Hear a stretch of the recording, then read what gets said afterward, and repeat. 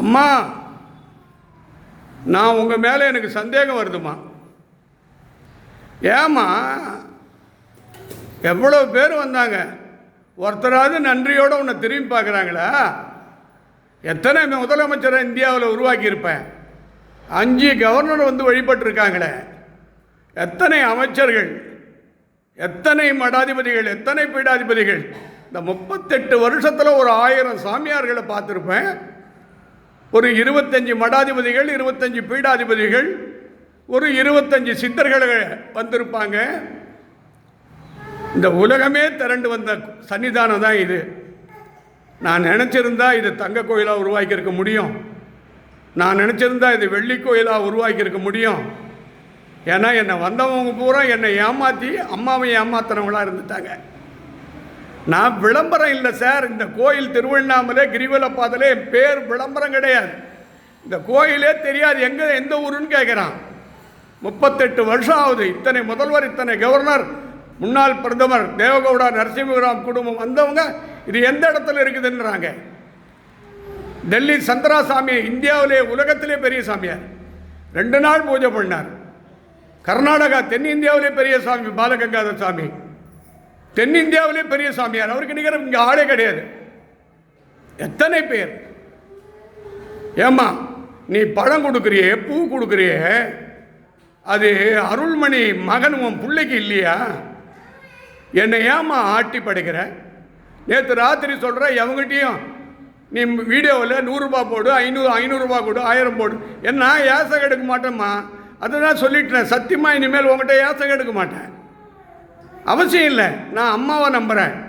எனக்கு தவத்தை பற்றியும் தெரியும், ஞானத்தை பற்றியும் தெரியும், தியானத்தை பற்றியும் தெரியும், பக்தி பற்றியும் தெரியும். எனக்கு ஒன்றும் விளம்பரம் தேவையில்லை. நான் ஏன் விளம்பரம் சொன்னேன்னா, ஒரு வீடியோ பார்த்து இந்த உத்தரவு 10 பேருக்கு அனுப்பிச்சிங்கன்னா நல்லதுன்னு நான் சொன்னேன். நான் பெற்ற இன்பம் வையகம் பெருகினேன். எனக்கு அம்மா அருள் இன்னும் ஒரு சில மாதங்களுக்குள்ளே சத்தியம் பத்திரகாளி அற்புதமான காட்சியை அரங்கேற்றப் போகிறாள். இதுவரை நீங்கள் பார்த்தது புஷ்பத்தாலும் எலுமிச்சம்பழத்தாலும். அம்மாவினுடைய ஒளி நெத்தியிலிருந்து கண்ணிலிருந்து உலக பிரபஞ்சத்துக்கு தெரிகிற அளவுக்கு பண்ண போகிறான். அந்த அற்புத காட்சிக்காக நான் வாழ்ந்துக்கிட்டு இருக்கேம்மா. என் உயிர் சிவன் திருவடியில் போனோம். நான் உயிர் போகும்போது உன் மடியில் சாஞ்சிட்டு அடுத்தது சிவன் மடியில் போய் சாஞ்சிடணும். எனக்கு எந்த பெருமையும் வேண்டாம், எனக்கு புகழும் வேண்டாம். இந்த திருவண்ணாமலை கிரிவலப்பாலையில் அமைக்க சொல்லி அண்ணாமலையார் உத்தரவு பண்ணார், அமைச்சிட்டேன், அவ்வளோதான்.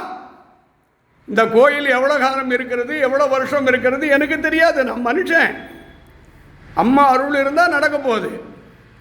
அதனால் நான் ஏம்மா உனக்கு போய் நான் சந்தேகப்படணும்? எல்லாம் உன்னுடைய அற்புதம். துர்காதேவி அம்மா நல்லவங்களை காப்பாற்றுமா. ஏம்மா சோதிக்கிற? உன் பிள்ளைய மட்டும் நீ அழகு பார்க்க மாட்டேன்ற. நான் மட்டும் உனக்கு அற்புதமாக வேப்ப மரத்திலேயே அருமையான ஜோடிப்பில் ஜோடிச்சிருக்கேன்.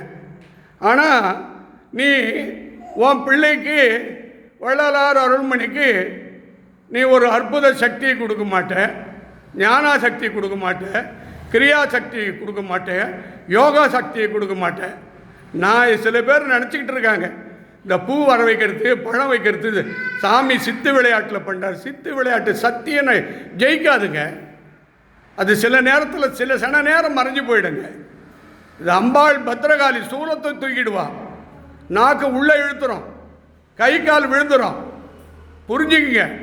நீங்கள் எல்லா தெய்வத்துக்கிட்ட விளையாடலாம், சிவன்கிட்ட விளையாட நெருப்பு அவர் புஸ்வானம் பண்ணிடுவார். பத்திரகாளி பதம் பார்த்துருவா, சாதாரணமாக பதம் பார்க்கறது இல்லை, அவ உளிக்க எடுத்துடுவா. அதனால் பயம் இருக்கணும், பக்தி இருக்கணும். வர்றவர்கள் ஒவ்வொரு ஞாயிற்றுக்கிழமையும் ராகு காலத்தில் சரியாக 5 மணி திருவண்ணாமலை கிரிவலப்பாதை நவசக்தி நவலிங்கம் வள்ளலார் பீடம் அருள்மணி சுவாமி இடத்துல 5 மணிக்கு வந்துடுங்க. இனிமேல் வெள்ளிக்கிழமை ராகுகால பூஜை இல்லை.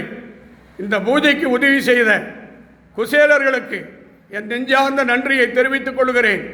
இங்கே வந்திருக்கிறவர்கள், வணங்கி கொண்டிருப்பவர்கள், பார்த்து கொண்டிருப்பவர்கள் தீர்க்க சுமங்கலியாக இருந்து பெரியவங்க, குழந்தைங்க எல்லா மகான்களுக்கும் எல்லா விதமான அருளும் கிடைத்து இன்னைக்கு அம்பாளுடைய புடவை 16 புடவை பீரோவில் வச்சுருந்தேன். அதை கொடுத்துடுறா, இங்கே வர்ற பெண்ணுக்கு கொடுத்துடுறான்னார். நான் 16 புடவையும் எடுத்து எல்லாருக்கும் ஒன்று ஒன்று கொடுத்துட்டோம்மா. எல்லார் கையிலும் வச்சுருக்காங்கம்மா. நீ கொடுத்த உத்தரவை நான் எடுத்து கொடுத்துட்டேன். இதே பல கோயிலில் புடவை ஏலம் போட்டு பணம் பண்ணிடுறாங்க. எனக்கு அவசியம் இல்லைம்மா, உன் கருணையான அருள் வேணும். இப்போ தீபார்த்தனை பண்ண